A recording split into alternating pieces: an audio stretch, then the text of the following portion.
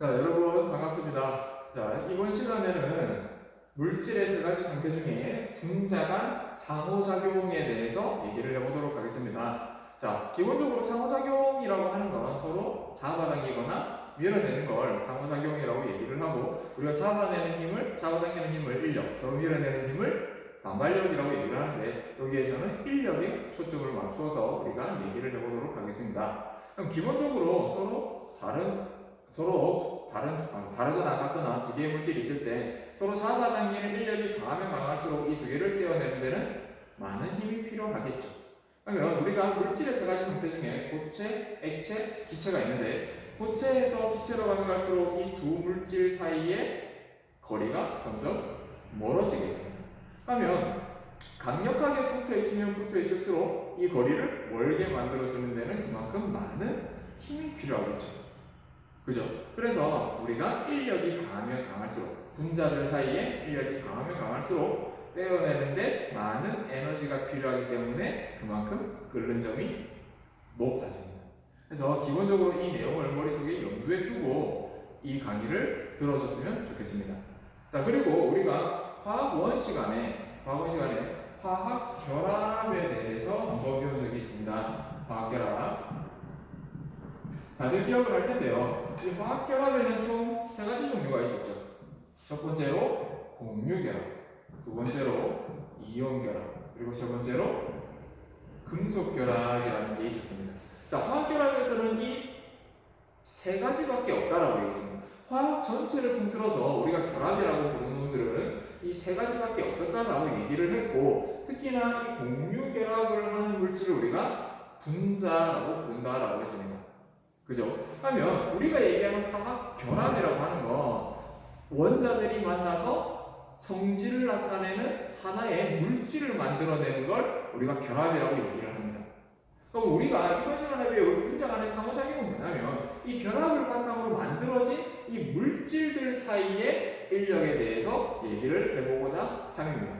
그러면 우리가 생각을 했을 때 분자 간 상호작용이 있을까요? 아니면 결합이 있을까요?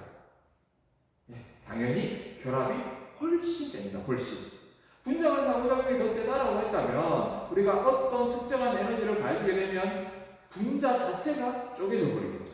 그죠? 근데 그게 아니라 분자 간 상호작용에 의해서 원자들 사이에는 쪼개지지 않고 분자들 사이의 거리가 멀어지거나 좁아지거나 한다는 얘기입니다. 그래서 이 내용과 마찬가지로 머릿속에 염두에 두고 우리가 분자 간 상호작용에 대해서 한번 이야기해 보도록 하겠습니다.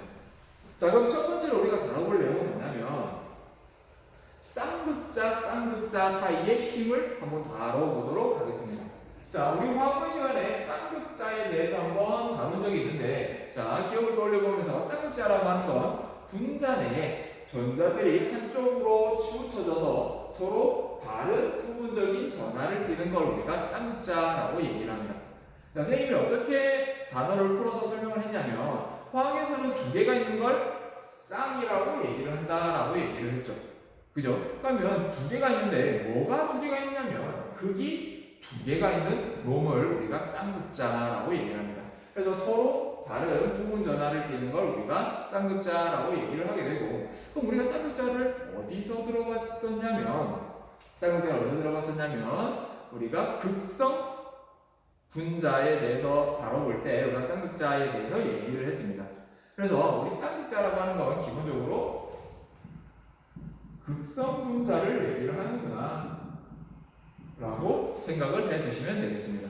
그래서 쌍극자 사이에 힘을 한번 보도록 할 건데, 자, 예로 나온 게 HCl이라는 분자가 예로 나왔습니다. 우리 전기용정도라는 개념 기억하죠? 필수적인 개념이니까 다들 기억하실 거다라고 생각을 하고요. 그리고 이 값조차도 다들 기억을 하고 있을 거다라고 생각을 합니다. 여러분을 믿어요. 자, 그러면 HCl 분자를 보면 H는 전기용순도가 2.1이고 Cl은 전기용순도가 3.0이니까 누가 더 전자를 잘 잡아당기죠? 그죠?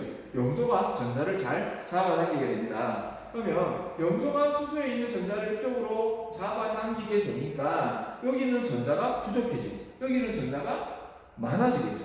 그죠? 그럼 전자가 적어졌으니까 얘는 부분적으로 양전하를 띠게 되고, 전자가 많아졌으니까 얘는 부분적으로 음전하를 띠게 되는 겁니다.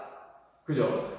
왜냐면 여기 가운데 있는 플러스들은 원자핵들은 움직일까요? 안 움직일까요? 그죠? 절대 움직이지 않아요. 그럼 움직이는 건 뭐만 움직인다? 전자만 움직인다.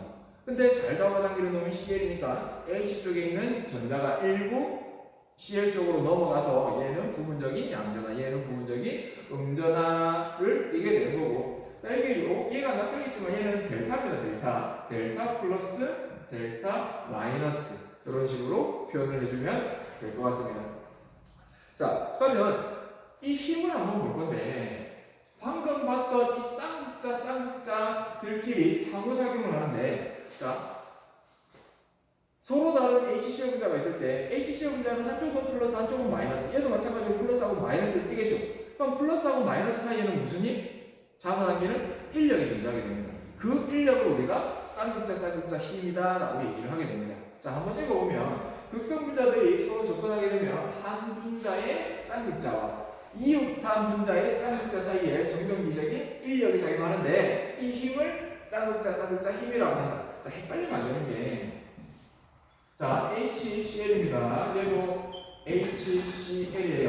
얘는 부분적인 양전화, 이쪽은 부분적인 음전화, 부분적인 양전화, 부분적인 음전화를 띠고 있을 건데, 한 분자 내에 양전화하고 음전화가 있다고 해서 이 둘 사이의 인력을 쌍극자 힘이다라고 착각하면 안 돼요. 분자하고 분자 사이의 이 상호작용을 우리가 쌍극자 힘이다라고 얘기를 하게 됩니다. 왜냐면 얘가 쌍극자고 얘가 쌍극자니까 쌍극자 사이의 상호작용, 다시 말하면 잡아당기는 힘을 우리가 쌍극자 힘이다라고 얘기를 하고, 자, 우리 쌍극자 모멘트가 큰 극성 분자일수록 쌍극자 힘이 크다라고 되어 있는데 당연하죠. 그죠? 쌍극자 모멘트가 크다라고 하는 건 그만큼 편극이 잡아당기는 쪽이 많이 잡아당겨져 있다라고 하는 거고, 그러면 많이 잡아당겨져 있으니까 그만큼 마이너스 값이 커질 거고 플러스 값이 커질 거예요. 그죠? 그럼 이쪽도 마찬가지로 플러스 값이 커져 있고 마이너스 값이 커져 있으니까 작은 것보다는 당연히 큰 게 서로 잡아당기는 힘이 더 세겠죠. 그래서 쌍극자 모멘트가 크면 클수록 쌍극자 사이의 힘은 그만큼 크게 된다라는 소리입니다. 자, 쌤이 이렇게 델타를 크게 그린 건 비유적으로 표현하기 위해서 크게 그린 거지 실제로는 이런 식으로 크게 표현하지는 않아요. 헷갈리지 마세요.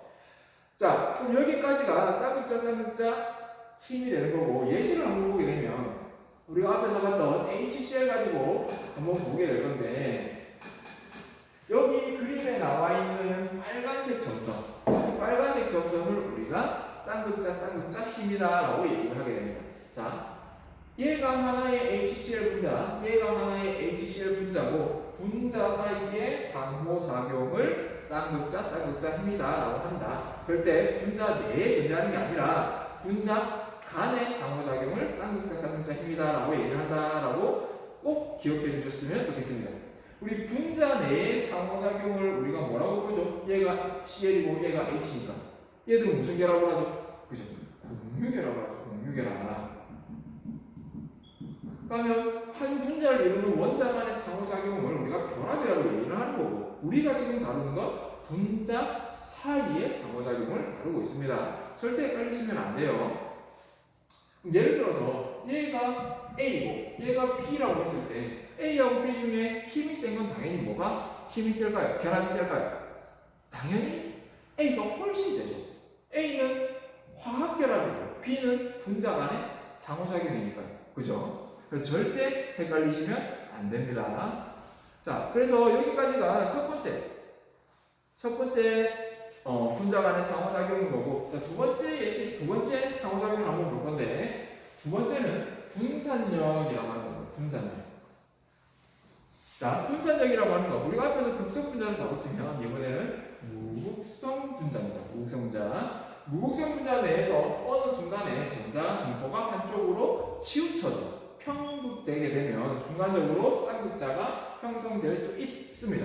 그래서 이렇게 형성된 쌍극자를 우리가 순간 쌍극자라고 얘기를 하고, 이 순간 쌍극자들 사이의 상호작용을 우리가 분산력이라고 얘기를 하게 됩니다. 자, 이 분산력은 다른 말로도 많이 쓰이는데요. 분산력은 런던 힘이라고 하기도 하고요. 또 다른 말로 데르 말스 힘이라고 얘기를 하기도 합니다. 그래서 세 개가 같은 용어니까 헷갈리지 말고 세 개 다 기억해 두시고요. 자, 우리 분산력이라고 하는 건 어떤 거다? 우리가 어떤 원자가 있을 때 원자 핵 주변에 전자가 마구마구 돌고 있겠죠. 근데 마구마구 돌다가 어느 순간에 전자들이 한쪽으로 치우쳐져 버리는 현상이 일어나요. 그럼 전자가 치우쳐진 쪽은 마이너스 전하를 띠고 오고 전자가 상대적으로 부족한 쪽은 플러스 전하를 띠게 되겠죠.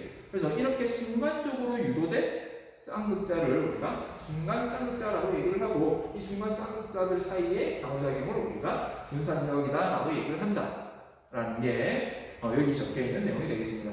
자, 그러면 유의해야 되잖아요. 여기에서는 무극성 분자 내에서 이런 순간 쌍극자가 만들어진다라고 했는데 그러면 극성 분자 내에서는 이런 분산력이 없을까요? 분산력. 왜냐면 극성 분자도 원자핵이 있고 전자가 돌고 있잖아요. 그럼 어느 순간에 전자가 한쪽으로 치우쳐지는 현상이 발생할 수가 있겠죠. 그죠? 그래서 헷갈리면 안 되는 게 이 분산력이라고 하는 건 극성에도 존재하고 무극성에도 존재해요. 근데 극성 분자들 사이에는 어떤 힘도 존재한다? 그죠? 우리 앞에서 배웠던 쌍극자 힘이 존재한다. 근데 무극성 분자는 쌍극자 힘이 존재할 수 없으니까 우리가 분산력을 가지고 설명을 하는 거지. 이 분산력이 무극성 분자에만 존재한다라고 생각하면 절대 안 돼요. 이 무극성 분자하고 극성 분자 둘 다 분산력이 존재하는데 극성 분자는 거기에 뭐도 있다? 쌍극자 힘도 있다. 그래서 당연히 극성 분자가 분자들 사이의 힘이 어떻다? 훨씬 더 세다라는 얘기입니다. 알겠죠?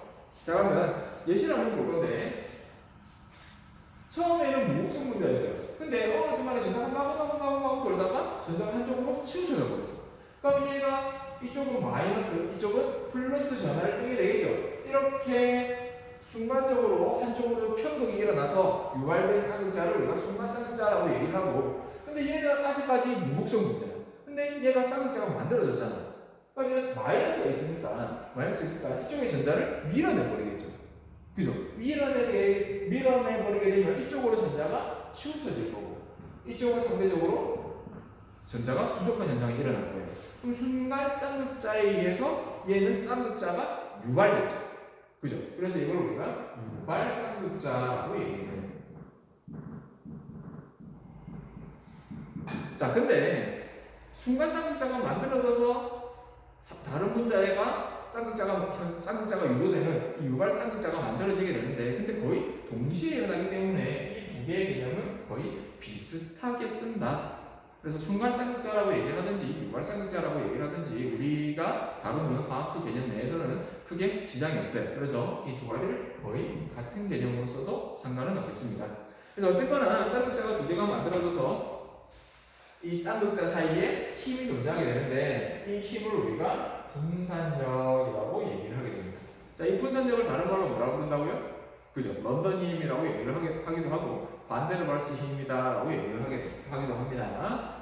자, 그래서 분산력의 특징을 한번 볼 건데, 자, 기본적으로 분자량이 크면 클수록 분산력이 크다라고 되어 있어요. 자, 왜냐면 분자량이 크다라는 말은 그만큼 분자 내에 뭐가 많다? 전자가 많다. 그럼 전자가 많으면 많을수록 한쪽으로 치우쳐질 수 있는 전자의 개수도 그만큼 많겠죠. 그죠? 그래서 그만큼 유발될 수 있는 쌍극자가 크기 때문에 분자량이 크면 클수록 분산력이 커지게 되는 겁니다. 그러면 분산력이 크다라는 말은 둘 사이에 잡아당기는 힘이 그만큼 커졌다라는 얘기니까 끓는 점은 그만큼 더 높아지겠죠. 그죠? 그래서 무극성 분자에서는 자, 얘들 할로젠 분자들이 대표적인 무극성 분자가 되게 되는데 무극성 분자에서는 분자량이 크면 클수록 끓는 점이 높아져요. 이걸 어떻게 설명한다고요? 그죠? 자, 무극성 분자에서는 분자 간에 존재하는 힘은 런던이 분산력밖에 없는데 이 분산력은 분자량이 크면 클수록 분산력이 커지니까 그만큼 인력이 세지고 그래서 끓는 점은 높아진다 라고 얘기를 하게 됩니다. 자, 마지막으로 세 번째, 수소결합이라는 게 있어요. 수소결합. 자, 우리 앞에서는 뭐 쌍극자 사이의 힘 혹은 분산력이라고 얘기를 해서 힘이라고 다뤘는데 여기에서는 결합이라고 해요. 결합. 화학결합은 몇 가지밖에 없다? 그죠? 세 가지밖에 없어요. 세 가지. 공유결합, 이온결합, 금속결합. 근데 이름이 수소결합이에요. 수소결합이지만 얘는 무슨 상호작용이다? 분자 간의 상호작용이다. 헷갈리면 안 돼요. 이름이 결합이지만 화학결합을 얘기하는 게 아니라 분자 간의 상호작용을 얘기하는 거고 그 이름이 수소결합이라고 하는 거예요. 그럼 당연히 뭐가 포함이 되어 있을까요? 그죠? 수소가 포함이 되어 있어요. 자, 정리를 한번 보면 질소, 산소, 플로린과 같이 전기용 성도가 큰 매우 큰 원자와 전기용 성도가 작은 수소 원자가 결합한 수소 화합물에서 질소, 산소, 플로린 원자는 부분적인 음전화 그리고 수소 원자는 부분적인 양전화를 띠게 돼요. 그러면 분자 간의 상호작용, 쌍극자 사이에 힘이 일어날 거고 이 쌍극자 사이의 인력이 그만큼 커지겠죠. 왜냐하면 그만큼 편극이 많이 되어 있으니까. 그래서 이 수소결합은 어떻게 생각하면 되냐면 우리가 제일 처음에 배웠던 쌍극자 사이의 힘의 극단적인 형태다라고 생각을 하면 돼요. 우리가 앞에서 HCl을 한번 봤는데 얘는 Cl이 잡아당기니까 이쪽은 부분적인 양전화, 이쪽은 부분적인 음전화예요. 근데 수소하고 플로린이 결합하게 되면 염소에 비해서 플로린이 잡아당기는 힘이 월등히 세죠. 그죠? 월등히 세니까 얘는 부분적인 음전화가 훨씬 크고 얘는 부분적인 음전화가 양전화가 훨씬 커질 거예요. 그러면 그만큼 다른 분자하고 상호작용하는 힘이 커질 거라고. 그래서 쌍극자 사이의 힘에 비해서 월등히 힘이 세니까 우리가 수소결합이라고 이름을 붙여준 거지 얘는 실제적으로 화학결합은 아니다. 분자 간의 상호작용이다 라는 소리예요. 그래서 그만큼 이 수소결합을 하는 놈들은 당연히 분자들 사이에 힘이 세니까 그만큼 끓는 점은 어떻게 될까요? 그죠? 끓는 점은 그만큼 높아지게 된다라는 소리입니다. 자, 그래서 이 수소결합이라고 하는 건 한 분자 내에 NOF 원자와 유탄 H 원자 사이에 강한 정전기적 인력을 우리가 수소결합이라고 얘기를 한다. 자, 수소결합이 좀 헷갈리면 안 되고 분자 간의 상호작용이에요. 자, 한 분자 내 NOF하고 또 다른 분자의 H 원자 사이에 힘을 얘기를 하는 겁니다. 그래서 예시를 한번 보면 자, 우리가 물 분자를 보면 물은 부분적인 음전화 수소는 다른 분자의 수소는 부분적인 양전화를 띠고 있겠죠. 이 둘 사이의 상호작용을 수소결합이라고 얘기를 한다라는 거죠. 자, 이 물 분자 내에는 산소하고 수소 사이에 무슨 결합을 하고 있죠? 그렇죠. 공유결합을 하고 있어요. 그러면 이 공유결합하고 수소결합 중에 당연히 뭐가 더 셀까요? 예, 공유결합이 월등히 셉니다.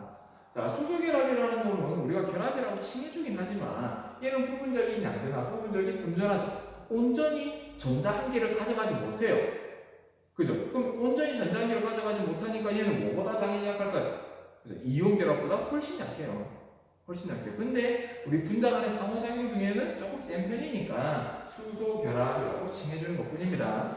그래서 오른쪽에서 한번 보면 플로린이나 수소 가지고 예를 들어놨는데 자, 여기에서 보면 얘가 한 분자, 얘가 한 분자죠. 그래서 플로린은 부분적인 음전화, 수소는 부분적인 양전화를 띠고 있기 때문에 서로 다른 분자 사이에 플로린하고 수소의 상호작용을 우리가 수소결합이라고 한다라는 겁니다.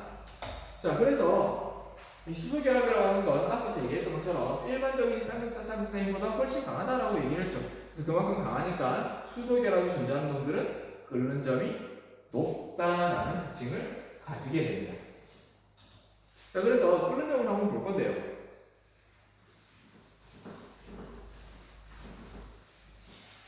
자, 여기에서 H2하고 HF하고 그리고 NH3는 수소결합을 할 수 있는 놈들입니다. 그럼 수소결합을 할 수 있는 놈들은 다른 분자들에 비해서 끓는 점이 월등히 높다라고 표현이 되어 있죠. 우리가 앞에서 생각을 해봤을 때 만약에 NH3가 수소결합을 하지 않는다면 이런 식으로 내려와서 끓는 점이 얘보다 낮아야겠죠. 왜냐면 N하고 P를 비교했을 때 P가 뭐가 더 크죠? 그죠? 원자량이 더 크죠. 그럼 분자량이 그만큼 커졌으니까 분산력이 세지고, 그럼 분산력이 세지니까 끓는 점이 그만큼 높아지는구나 라고 생각할 수가 있는데 특이하게 NH3는 끓는 점이 훨씬 더 높아졌어요. 그 이유가 수소 결합을 하기 때문에. 그죠? 그래서 HF도 마찬가지고 H2O도 마찬가지고 수소 결합을 하기 때문에 끓는 점이 같은 주기의 다른 원소들에 비해서 끓는 점이 월등히 높다라는 걸 반드시 특징을 기억해 두시고요. 자, 그럼 여기에서 의문이 하나 생깁니다. 의문. 전자를 잘 잡아당기면 당길수록 쌍극자 크기가 커지니까 끓는 점은 그만큼 높아져야 되죠. 그럼 HF하고 H2를 비교를 해보면 O하고 F 중에 뭐가 더 잘 잡아당기죠? 그죠? F가 훨씬 더 잘 잡아당기죠. 우리 F의 전기용성도 값은 얼마? 4.0. O의 전기용성도 값은 얼마? 3.5입니다. 그럼 F가 훨씬 더 잘 잡아당겨서 쌍극자의 크기가 그만큼 커졌을 거고, 그럼 또 다른 분자들과의 상호작용의 세기가 그만큼 더 세졌겠죠. 그럼에도 불구하고 끓는 점은 뭐가 더 높다? 물이 더 높더라. 그죠? 도대체 그 이유가 뭘까요? 이런 것들은 의문점을 해소하는 과정이 생기부 포인트가 되겠죠. 그래서 힌트를 셈이 하나 주면, 우리 앞에서 여기 물하고 플로리나 수소의 구조가 나와 있어요. 구조가 나와 있는데 이 둘 사이의 차이점을 한번 잘 비교를 해보세요. 여기에서 상호작용하는 방식을 잘 비교를 해보면 정답을 얻어낼 수가 있습니다. 그래서 이 정답이 궁금하면 선생님한테 개인적으로 연락하면 알려줄 거고요. 혼자서 탐구하고 해결해가는 과정을 나중에 선생님한테 꼭 얘기를 해주세요. 그럼 꼭 얘기를 해주면 이게 생기부의 기록이 될 수가 있겠죠. 자, 그래서 최종 결론입니다. 결론, 제일 처음에 얘기했던 결론. 분자 간 상호작용의 크기와 끓는 점의 관계라고 되어 있는데, 상호작용의 크기가 크면 클수록 끓는 점은 어떻게 된다? 그만큼 높아지게 된다. 그래서 쌍극자 모멘트가 비슷하다면 분자량이 클수록 분산력이 크기 때문에 끓는 점이 높아지게 되는 거예요. 선생님 앞에서 얘기했듯이 분산력이라고 하는 건 모든 분자에 존재해요. 무극성 분자에만 존재하는 게 아니에요. 그래서 쌍극자 모멘트가 있다라는 소리는 얘가 곧 극성 분자다라는 소리인데, 자, 극성 분자 중에서도 분산력이 크면 클수록 끓는 점이 높아지게 된다는 소리고요.